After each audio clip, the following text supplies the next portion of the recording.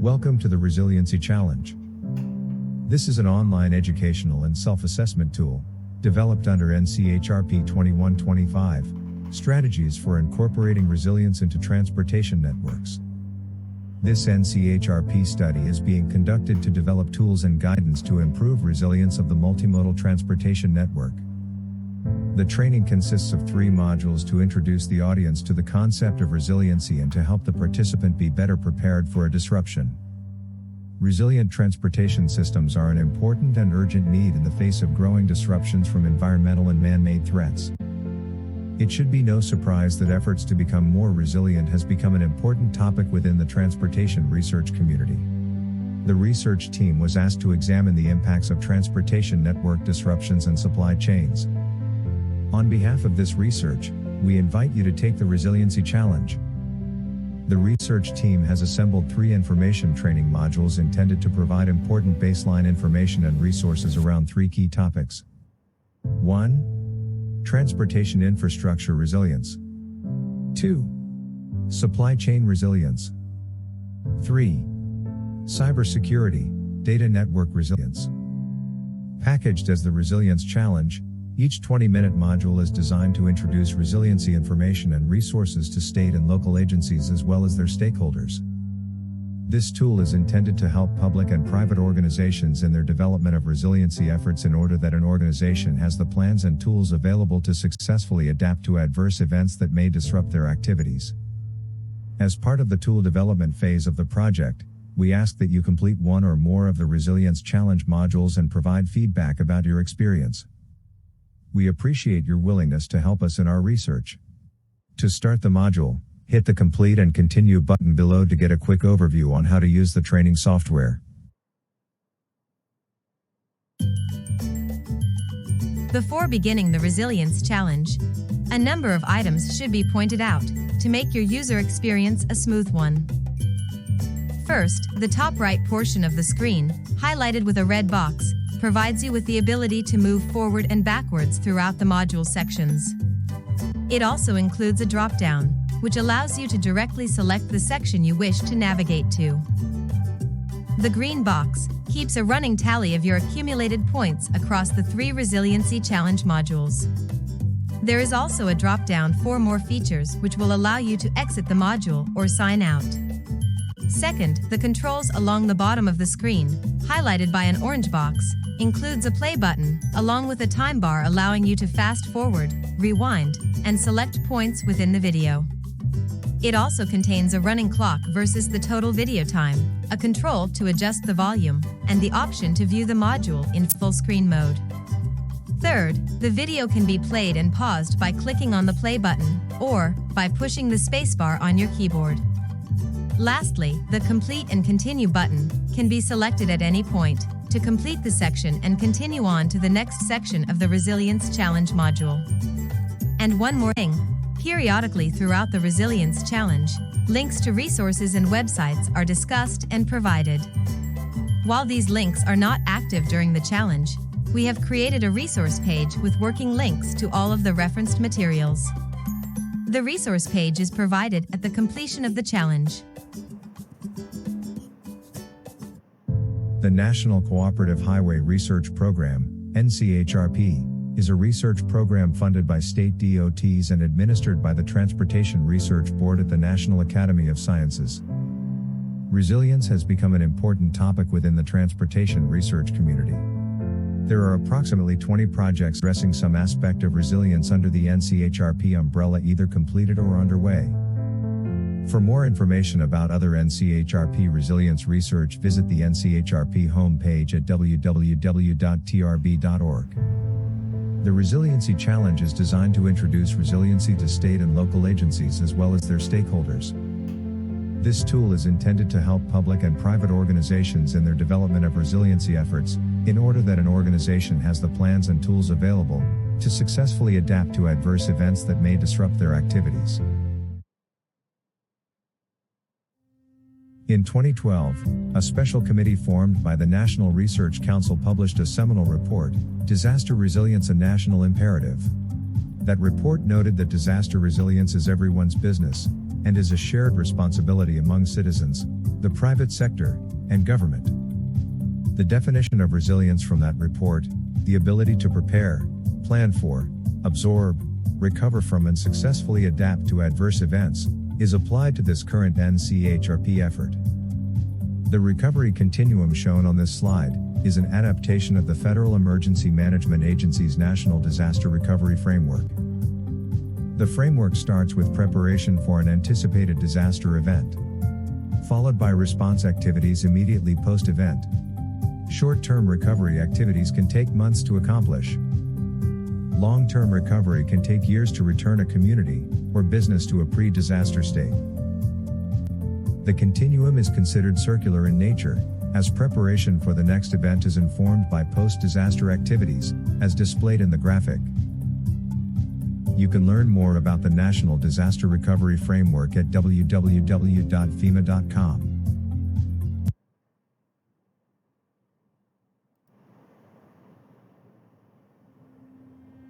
This module of the Resiliency Challenge focuses on resiliency for supply chain networks. It should take between 20 to 25 minutes to complete this module. We will start with a pre-module evaluation of your current knowledge and use of resiliency in your role within your agency. Next, we will define supply chain resilience and discuss how recent trends impacting supply chains have moved the historical focus from achieving efficiencies to one that incorporates resiliency. The interdependency between this shift and the impact on costs will be highlighted. This will be followed by an explanation of the roles for both the public and private sectors during emergencies such as natural disasters. In particular, we will examine roles related to the declarations of disaster declarations and review specifics related to federal motor carrier waivers during declared emergencies and how those waivers impact the movement of oversize and overweight loads carrying relief supplies. We will also hear from representatives from both public and private sector professional organizations about actions their members take when responding to disasters. A best practice case study will be presented to highlight the 10 states of the Mid-America Association of State Transportation Officials agreeing to a Memorandum of Understanding for Emergency Divisible Load Management. The closing section will be a quick after-module quiz to assess what you have retained from the presentation. After the conclusion of the module, you will be asked if you are willing to participate in a survey on this Resiliency Challenge tool and to participate in an interview or focus group, which will enable the research team to learn about what you liked, what needs to be improved, and ideas on next steps. Let's get started.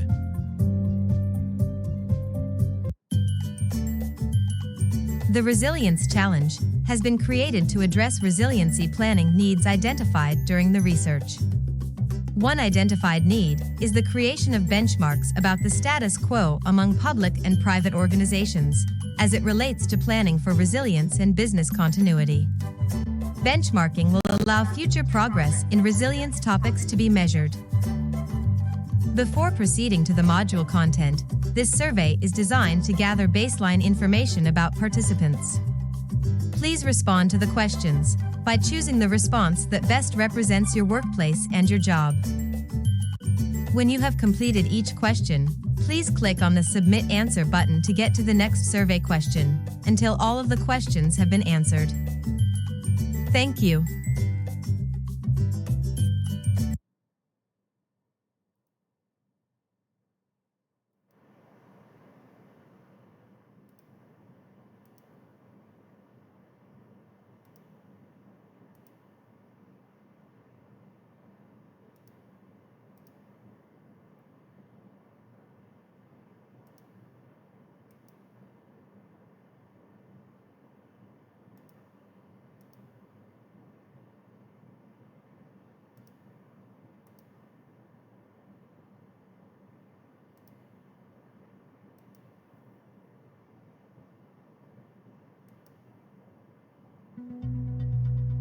According to Intro's annual Global Supply Chain Report for 2022, major supply chain disruptions negatively impact a company's bottom line in a number of ways. Disruptions can reduce supplies, extend lead times, and delay order fulfillment. Disruptions can also increase costs by forcing companies to utilize spot markets, expedite logistics, idle production, and pay late delivery fees. In addition, disruptions can damage a company's reputation, negatively impacting sales over the long term. As part of the Global Supply Chain Report, 1,500 decision-makers at organizations with global labor forces and more than $1 billion in revenue were surveyed about their organization's experiences with significant supply chain disruptions over the past 12 months and expectations for the near future. On average, respondents estimated $182 million in annual lost revenue due to disruptions. This equates to roughly 1.7% of the yearly revenue. The average frequency of significant disruptive events over the past 12 months was 3, while 1 in 5 respondents reported experiencing more than 5 significant events. In terms of the depth of suppliers impacted by significant disruptions, 91% of those surveyed indicated they had experienced disruptions beyond their Tier 1 suppliers. In response to the disruptions, and in an attempt to increase the supply chain's resilience, almost 2/3 indicated that their organization was planning on making wholesale or major changes to the supply chain footprint. An additional 34% indicated small changes were being planned, while only 2% responded that their organization had no plans to make changes to the supply chain footprint.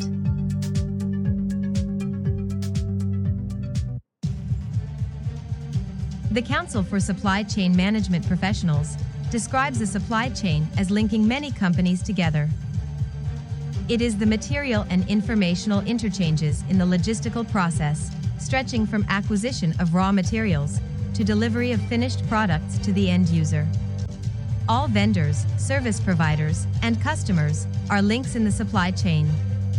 Combined with the National Academy of Sciences definition of resilience, supply chain resilience, then, is the ability for companies to prepare and plan for, absorb, recover from, and more successfully adapt to adverse events.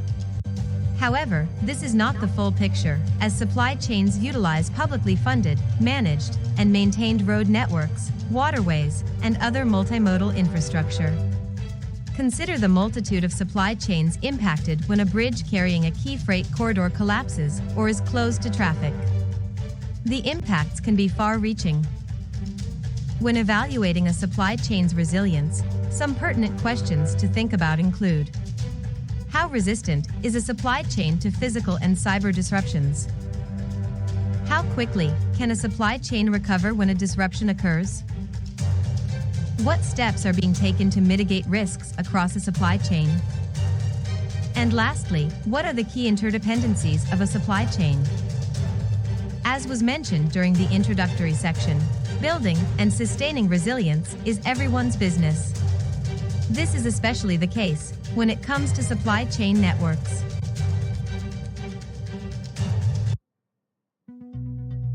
The rise of globalization, beginning in the 1980s, was fueled by removal of trade barriers, decreasing transportation costs, and a reduction in a number of other key cost factors, such as labor, materials, and energy. The associated supply chains supporting globally sourced products were developed with a focus on driving efficiencies throughout. Manufacturers sought out a limited number of low-cost suppliers to source their raw materials, intermediate goods, and other resources from. Inventories were minimized to meet just-in-time manufacturing needs. These lean processing techniques were adapted to the supply chain as well. Supply chains were streamlined by focusing on a limited number of logistics providers and by optimizing the locations of plants, warehouses, and distribution centers. All of these actions were taken to reduce costs while still meeting customers' level of service requirements.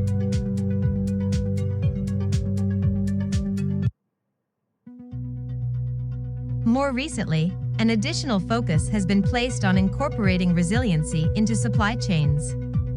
This pivot towards creating resilient supply chains is in reaction to an ongoing shift in manufacturing cost factors, including normalizing labor rates and rising transportation costs, the introduction of new trade barriers via tariff wars, and the need to adapt to a changing climate, among others. These trends have pushed supply chain designers to reverse course on some of the tenets developed over the past few decades. The COVID-19 pandemic and its ongoing repercussions has significantly heightened this focus. In response, global enterprises have been expanding their supplier networks, both geographically and numerically. They are increasing inventories in an effort to better handle disruptions that disconnect them from suppliers and/or customers. They are also modifying the physical sites of their supply chains to improve their ability and capacity to respond to disruptions. For example, many have been regionally aligning the location manufacturing plants and suppliers to be close to the end market and consumers. In addition, new distribution sites are being introduced in close proximity to the end consumer. These decisions to expand supplier networks, increase inventories, and modify supply chains' physical footprints have been made despite the associated rise in costs. The American Productivity Center has estimated that supply chain costs consume between 10 and 20% of product revenues, depending on the industry.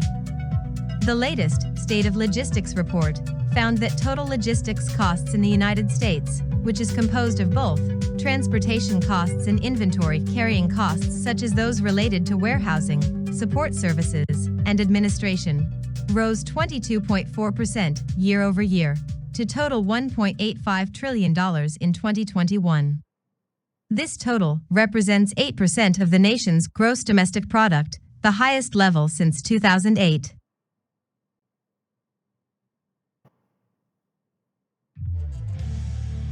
Supply chain networks are being impacted by a number of trends. Electronic commerce, or e-commerce, has significantly influenced the physical location of distribution networks, with supply chains incorporating distribution and fulfillment centers in close proximity to population centers in order to execute same-day, next-day, and two-day delivery strategies. To put this build-out in perspective, consider that e-commerce supply chains require 1.2 million square feet of distribution space per $1 billion in sales. This is 3 times the rate of traditional retail supply chains centered on brick-and-mortar distribution networks. America's familiarity and comfort level with e-commerce has been steadily rising over the past decade plus. Back in 2009, its market penetration rate was 5%.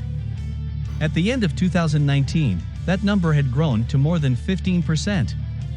During the onset of the COVID-19 pandemic and government stay-at-home orders in 2020, e-commerce market penetration gapped up to nearly 35%, equating to the previous 10 years of growth in a single quarter. The pandemic's exogenous shock disrupted supplies, introduced transportation delays, and created demand uncertainty throughout the global economy. Additionally, these disruptions occurred in all echelons of the supply chain: suppliers, manufacturers, wholesalers, retailers, and consumers. As one example, in May of 2020, Midwest meat packing plant closures and reductions in capacity due to the prevalence of COVID-19 in the workforce resulted in a 37% decrease in the number of cattle slaughtered year over year. This reduction in supply came on the heels of precautionary buying of food products during the early weeks of the pandemic, creating a whiplash effect. Supply chains are also facing a shortage of workers. In its 2021 Critical Issues in the Trucking Industry report, the American Trucking Association's top-ranked concern for the 5th straight year was driver shortage. Driver retention was second. With the average age for over-the-road drivers being 46, and more than a quarter of the workforce over 55 years of age, this will be top of mind going forward. Consolidations in Class 1 rail networks, ocean shipping lines, international container manufacturers, and chassis leasing companies have concentrated supply chains into a smaller number of providers, compounding risks when actors are disrupted. Increasing ocean vessel sizes place higher levels of demand on seaport resources and surrounding road and rail networks at a single point in time. Whether it's natural disasters such as earthquakes, floods, and freezing rain events, which disable nodes and links within the transportation network, or human-induced disruptions like the baby formula shortage that impacted American consumers during 2022, the frequency of disruptions to these hyper-efficient supply chains seems to be increasing. Lastly, cyber-based threats, which have massive capacity for creating disruptions, are also increasing in frequency. Cyber threats are covered in detail in Module 3 of the Resilience Challenge. According to Federal Highway Administration's Freight Analysis Framework, 2022 estimates, trucking will account for 45% of the United States' total ton miles traveled by freight, and 65% of the total volume. By carrying 72% of the total value, which is 2.5 times the value of the remaining modes combined, and providing first and last mile connections to shippers and multimodal carriers, trucking is an indispensable service within the nation's supply chain networks. This is no more so the case than when major disasters, like hurricanes, tornadoes, snowstorms, earthquakes, fires, floods, droughts, and other disasters occur, and emergency relief and supplies are needed. To aid in and expedite the recovery efforts of affected states and local governments, some motor carrier safety regulations may be lifted.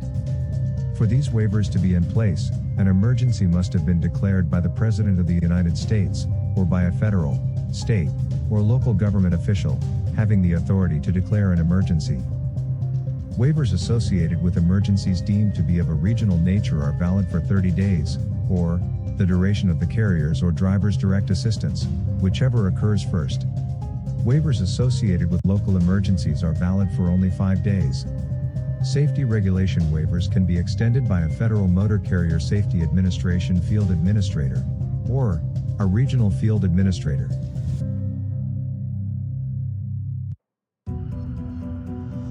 Federal Motor Carrier Safety Regulations, in 49 CFR, Parts 300 through 399, specifically address general requirements related to operating as a motor carrier, such as record keeping, and the general requirements related to operating as a driver.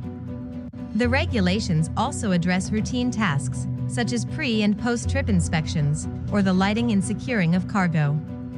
In addition, regulations such as the 11-hour driving limit, 14-hour on-duty limit, and other hours of service regulations. It is important to note, drivers are not required to show paperwork in order to be relieved from these requirements. Rather, they occur automatically. In addition, it should be noted that motor carriers are exempt from the safety regulations in all states as they route to and from the emergency while they are providing direct assistance, even if those states are not involved in the emergency or stated in the emergency declaration. Safety regulation items not covered under the emergency declaration waiver include those related to controlled substance and alcohol use and testing, nor those related to a valid commercial driver's license. Also, motor carriers are not relieved of their minimum levels of financial responsibility, license plate requirements, or taxes. Lastly, the declarations do not relieve motor carriers of any safety regulations related to the hauling of hazardous materials.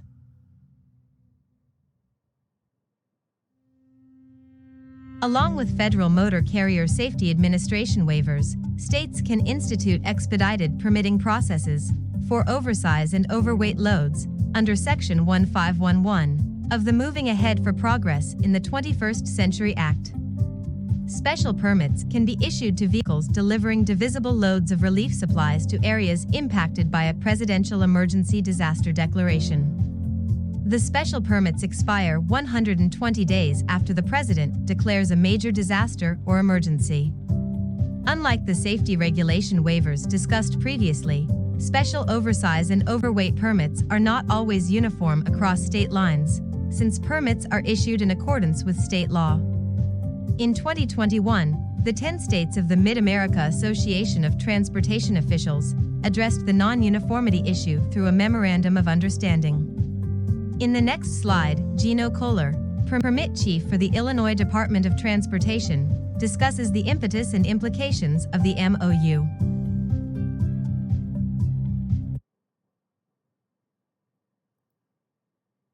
In 2021, we had problems not only in the Midwest, but all over the country with shipping issues. What we had almost border wars in between state to state.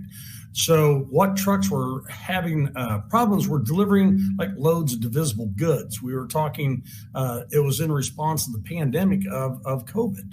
So we had to come up with a solution. We were having problems moving, respirators, food materials, paper supplies, and livestock, things like that. And so your typical weights allowed on interstates are 80,000 pounds by federal law.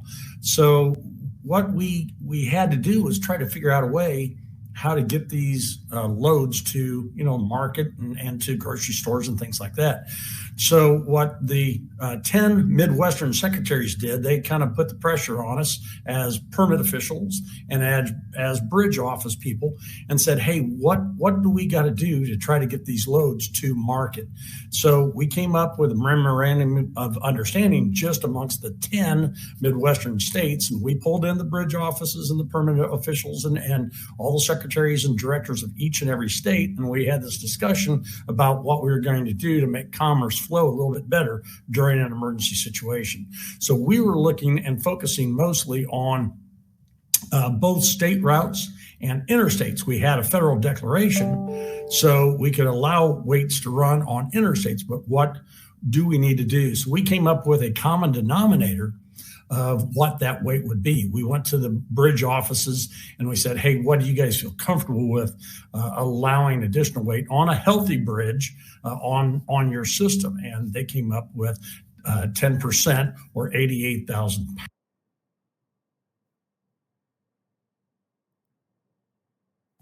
So how does the MOU help trucking companies in the Midwest and around the country during a national emergency? Wow, the response has already been overwhelming in the Midwest. Midwest Truckers Association, Illinois Trucking Association, even independent operators, they all know what it's like to have different rules in different states and the restrictions that happens when you have those rules and regulations blocking, and there's no consistency, there's no harmonization efforts to go from one state to another state. So how does this MOU help trucking companies? They at least know that 88,000 is good in the Midwest. So if they need to carry that in response of an emergency, wow, they're already pre-planning ahead. They know that instead of 88,000, they can carry, instead of 80,000, they can carry 88. So, every 10 trips, it's going to save them one route. It's going to help speed the delivery to the stores, to the distribution centers, wherever it is, which in turn, that gets into you and me to Joe Q citizens' hands, that product in those hands quicker. It gets those medical supplies to the hospitals quicker. So trucking companies in the Midwest and around the country will definitely see a benefit to having the 10 MASTO states have an MOU, and we're encouraging all states around the country to enter into a similar MOU for their own AASHTO regions.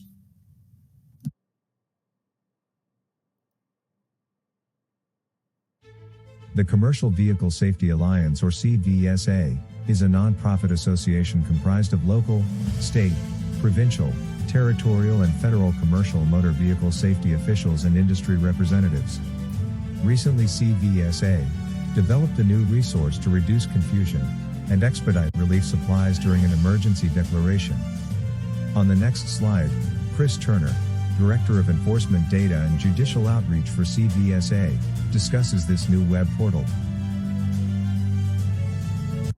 CVSA created our emergency declarations portal because during an emergency, moving relief supplies efficiently to an affected area requires drivers, carriers, and shippers to route through multiple jurisdictions.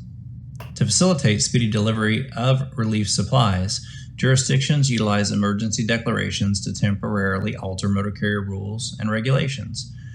Law enforcement must know which laws and regulations have been relieved or waived. There are multiple sources of information about relief from regulations and changes to allowable vehicle weights. Every state has a website, as does the United States Department of Transportation, but this results in confusion among drivers, carriers, shippers, law enforcement, and state departments of transportation due to incomplete information.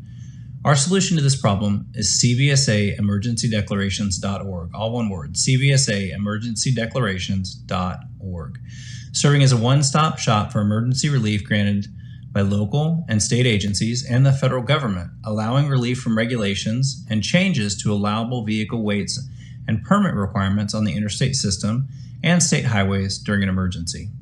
The website is designed to be the definitive online resource for all declarations providing relief supplies.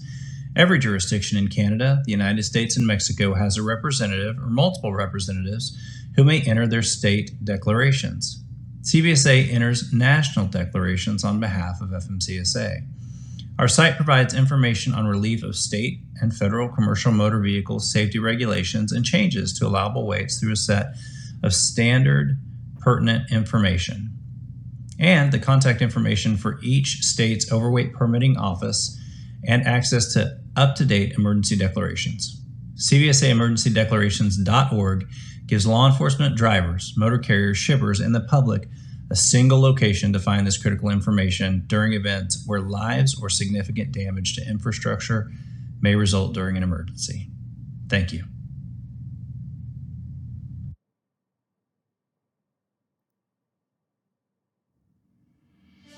While supply chains have historically been considered a private sector activity, not normally under public sector agencies' purview, supply chain's importance to our lives has slowly made its way into the everyday business of federal, state, and regional officials. The ongoing disruptions brought on by the COVID-19 pandemic and ensuing impacts to businesses and citizens has further highlighted the need for the public sector to understand its role and play a contributing factor in mitigating impacts from disruptions to our supply chains. To that point, Congress's Infrastructure Investment and Jobs Act, which was passed in November of 2021 and is also known as the Bipartisan Infrastructure Law, mentions the term supply chain 46 different times. The previous bill from 2015, the Fixing America's Surface Transportation Act, only mentioned supply chains 8 times. Furthermore, the term did not appear in MAP 21, passed in 2012. With Executive Order 14017, the White House tasked a number of federal agencies to do their part. Specifically, the department's secretaries of Commerce, Energy, Defense, Transportation, Agriculture, and Health and Human Services were directed to review and assess supply chains as they relate to the various agencies' mission.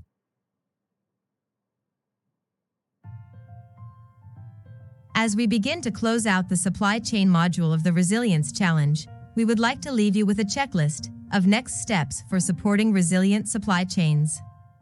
The first item is to know your role as it relates to resilience.